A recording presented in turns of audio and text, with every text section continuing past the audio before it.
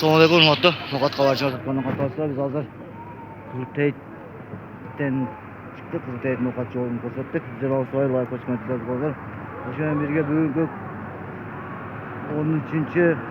yine 2026 biz Nokat şehrine geldik. Karanlıklar Kızıl Koy'a geldik. Kızıl Koy'dan. Özün atına canı Nokat Kosmetikler tutmanın katlarsa çıkaması kaldı.